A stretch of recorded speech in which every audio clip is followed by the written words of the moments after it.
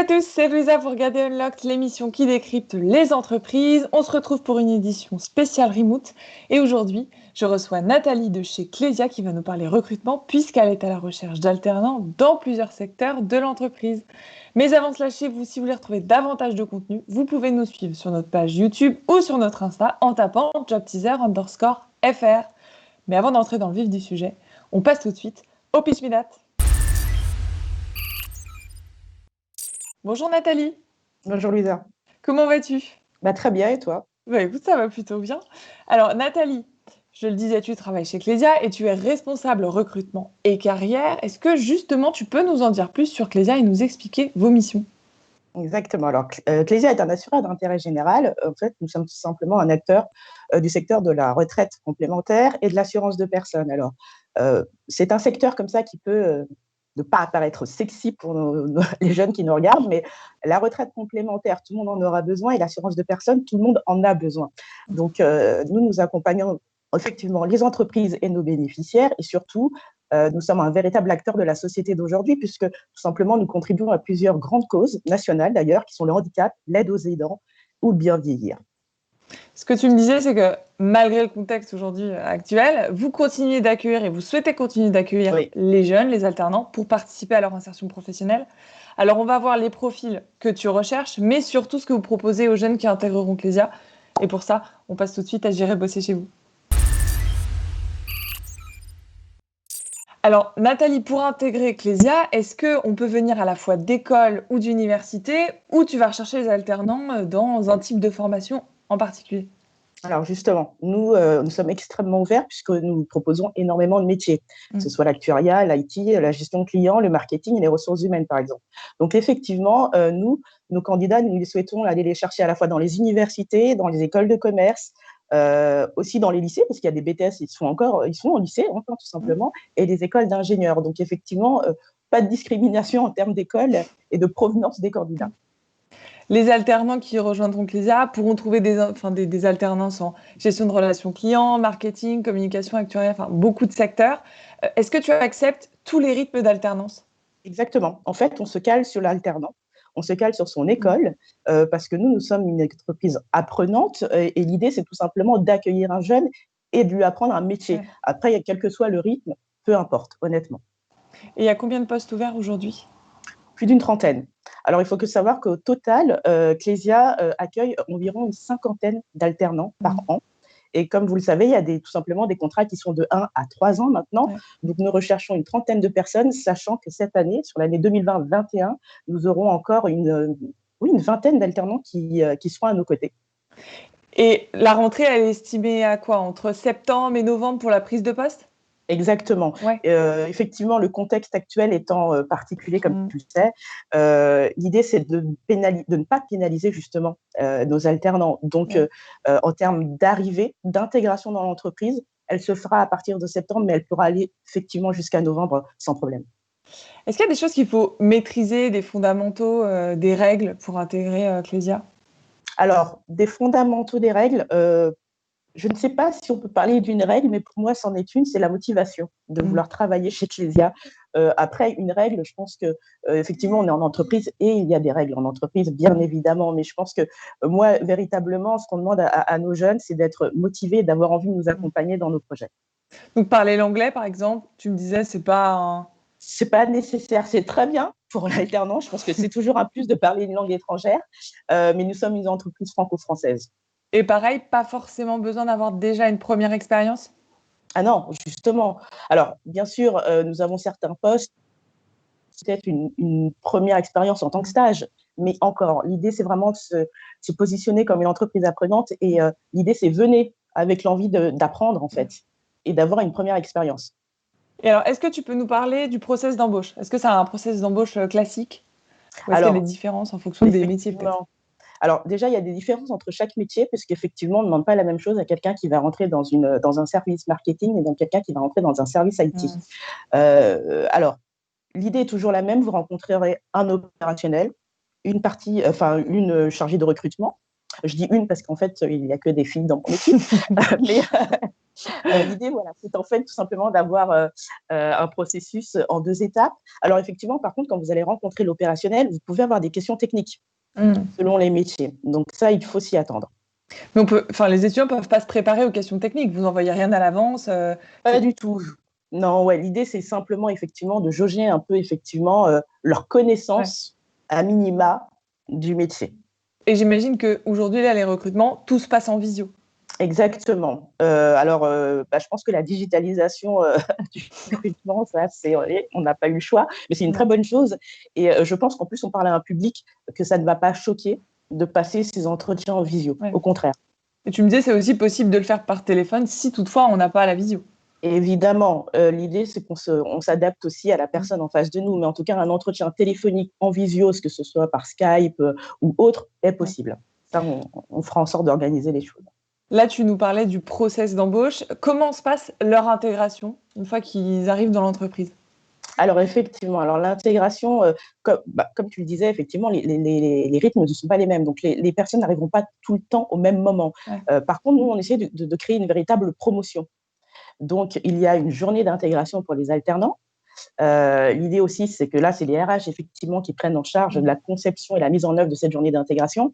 Il y aura aussi tout simplement des événements tout au long de l'année pour s'assurer que voilà, cette promotion existe et vive surtout. Donc, on compte autant aussi sur les alternants, puisque c'est eux qui font vivre cette promotion. Et puis, au sein de chaque service, effectivement, les alternants sont accueillis au sein d'un service et surtout au sein d'une équipe.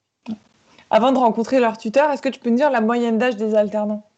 Alors, on est sur une moyenne d'âge d'une 20aine d'années, mais moi, je suis très fière de dire qu'aujourd'hui, on a des alternants qui ont au-delà de 30 ans aussi. Alors, effectivement, ils sont minoritaires, mais je suis très contente de voir des personnes qui ont repris leurs études et qui se lancent dans un projet d'études et de formation. Et on a, oui, effectivement, là aussi, c'est encore des filles, je suis désolée, mais on a des alternantes qui ont plus d'une 30aine d'années et qui n'ont aucun souci d'ailleurs à intégrer cette promotion et à vivre leur alternance comme elles le doivent. Ouais. Et comment se passe leur accompagnement? Est-ce qu'ils ont un tuteur, un manager? Oui, effectivement, ils ont un manager et en plus, ils sont accompagnés par les RH tout au long de l'année.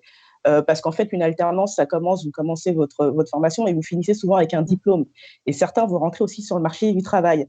Et dans le contexte actuel, on est aussi là pour les accompagner, pour les aider dans leur employabilité, même si le marché ne s'annonce pas aussi intéressant que l'année dernière, mais on est là, effectivement, pour les accompagner. Est-ce que tu peux nous dire si, durant leur alternance, ils ont droit à des formations? Oui, parce qu'en fait, bien évidemment, ce sont des salariés comme les autres. C'est une forme de salariat un peu différente, c'est vrai, c'est un CDD différent, mais ce sont des salariés. Donc oui, ils ont accès aux formations. Et surtout, certains, pour leur métier, on demande des formations métiers. Tu disais qu'ils étaient bien entourés, accompagnés par un tuteur. Ils sont en promotion. C'est-à-dire qu'il y a des petites choses qui sont mises en place du style happy hour, des groupes WhatsApp pour rester en lien? Tu as tout dit. Effectivement, c'est exactement ça. C'est effectivement des happy hours et des groupes effectivement sur les réseaux sociaux. Et est-ce que tu peux peut-être nous dire un dernier mot sur est-ce qu'ils ont la possibilité de s'engager? Est-ce que vous avez des engagements RSE ou des groupes? Est-ce qu'on peut s'engager de façon générale dans l'entreprise? En fait, on a la chance d'être dans une entreprise, en tout cas, qui est une entreprise en fait à vocation sociale et d'intérêt général. Donc oui, bien sûr. Et je pense que même certains, via leur propre métier, en fait, ils vont apprendre la relation client. Quand vous parlez à des bénéficiaires, vous vous engagez d'une certaine manière. Donc oui, que ce soit à travers le métier qu'ils auront ou effectivement peut-être prendre part à des actions dites sociales au sein de notre entreprise. Tout à l'heure, tu m'as dit il n'y a pas de règles chez Clésia. Mais on va passer au do and don't et tu vas falloir que tu répondes le plus vite possible. Est-ce que tu es prête? Parfait, je suis prête. On passe tout de suite au do and don't. Alors Nathalie, je te le disais, je te pose une question, tu me réponds do ou don't. Première question. Do ou don't porter une tenue décontractée en entretien? Alors, je dirais do et don't. Ça dépend quel est le type. Préciser. Exactement. En fait, ça dépend tout simplement le type de tenue décontractée. En fait, il faut que ça reste professionnel. Mais aujourd'hui, on a de la chance de vivre dans une société où on peut allier le décontracté et le professionnel. Donc, on vient pas en basket, mais on vient en pantalon. Exactement. Ok. Pas forcément obligé d'avoir la veste de costume, quoi. Non, c'est plus une obligation. Et au quotidien, comment est-ce Au qu'on vient quotidien. habiller pareil? Oui, alors au quotidien, effectivement, en fait, vous avez un peu de tout. Vous avez des alternants qui viendront habiller voilà, très professionnels et d'autres un petit peu moins. Non, ce qu'on demande effectivement, c'est de respecter pardon, un code vestimentaire voilà, professionnel Oui. et respectueux de l'entreprise, tout simplement. Alors, do ou don't tutoyer en entretien? Donc, Et en... donc parce que non. Je pense que l'idée de l'entretien, ça reste, voilà, c'est très professionnel et c'est surtout très formel comme exercice, mais une fois que vous êtes chez Clésia, vous pourrez bien sûr tutoyer vos collègues, il n'y a pas de problème. Do ou don't être force de proposition dès le début de l'alternance? D'où je trouve que il faut être force de proposition, tout simplement. Enfin, je pense que c'est une qualité que tout le monde devrait avoir, et que ce soit en début, en milieu ou en fin d'alternance. Do ou don't dire qu'on ne sait pas durant l'entretien? D'où parce qu'on sait, enfin, vous aurez des chargés de recrutement en face de vous, des managers qui savent que vous ne savez pas. Ils sont là pour vous, voilà, pour vous donner du savoir, donc il n'y a pas de problème. Do ou don't utiliser les réseaux sociaux pour postuler? D'où parce que actuellement, c'est ce qui se fait, tout simplement. C'est une tendance et une véritable tendance. Do ou don't parler négativement de son ancien employeur? Donc, voilà, je pense que ça, c'est par contre une véritable règle. Tu parlais de règles tout à l'heure. Ça vaut pour Clésia et pour toutes les autres entreprises, en fait. Mais le recruteur, s'il a besoin de références, il demande au candidat s'il peut appeler son ancien employeur ou son ancien manager. Et c'est la loi qui nous oblige à faire ça, il faut le savoir. Hein. Nous ne pouvons normalement pas appeler les employeurs, les ex-employeurs des candidats. Nous devons avoir une autorisation de leur part. Ok. Do ou don't tout connaître de Clésia pour l'entretien? D'où et dont. D'où, oui, c'est très bien. Ça prouve qu'il y a eu une recherche de la part du candidat. Dont, dans le sens où on ne vous demande pas de tout connaître. On veut savoir on aimerait savoir que vous savez où vous mettez les pieds. Ouais. Tu dirais qu'à minima, il faut savoir quoi? Le nom de l'entreprise, on va commencer par ça.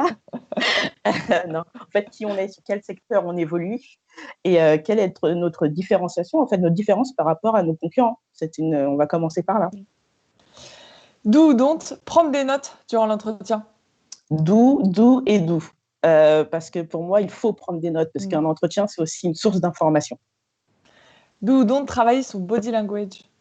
Alors, d'où et dont. D'où parce qu'effectivement, qu'on le veuille ou non, le non-verbal, je crois que ça représente plus de 80% en fait, de la communication, paraît-il. Et dont, parce qu'en fait, j'aime que les gens soient eux-mêmes en entretien. Donc, l'idée, c'est quand même pas trop de focaliser sur qu'est-ce que mon corps envoie comme information. C'est de se tenir effectivement correctement, mais et de faire attention à ce qu'on renvoie. Mais moi, j'aimerais surtout des candidats qui arrivent, si possible, de manière positive pour l'entretien et qui puissent donner le meilleur d'eux-mêmes, en fait, tout simplement. Do ou don't envoyer une vidéo de présentation et non pas un CV?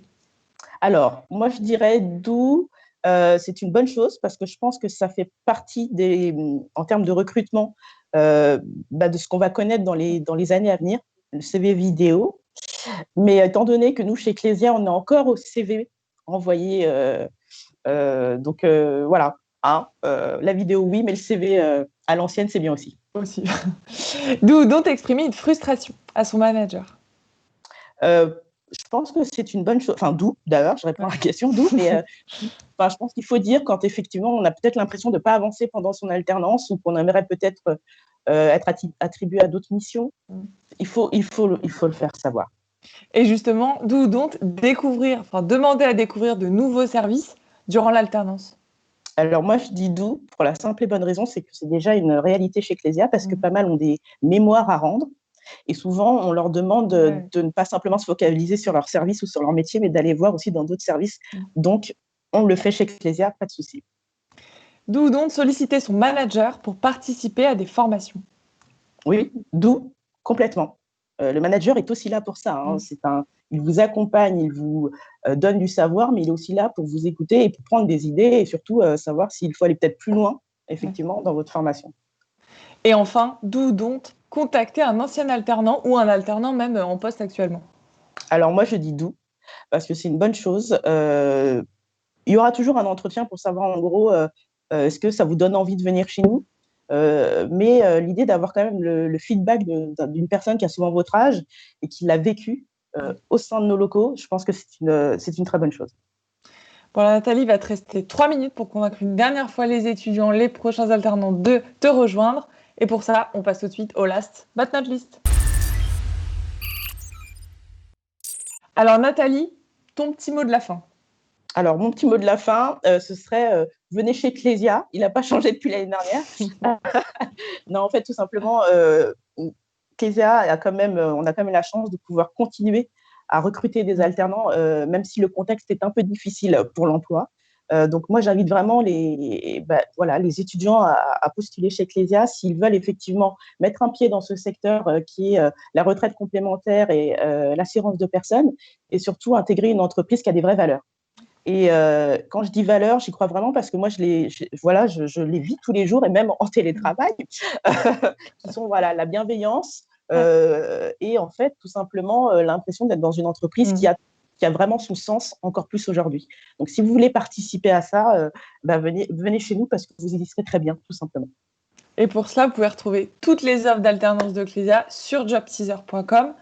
Nathalie, un grand merci. Merci à toi De nous avoir donné tous ces bons conseils et nous en avoir dit plus sur Clésia. À très bientôt. Bon courage à toi et tes équipes pour la suite. Et chez vous, merci d'avoir regardé Unlocked et on se donne rendez-vous très vite pour un nouveau Visio Live.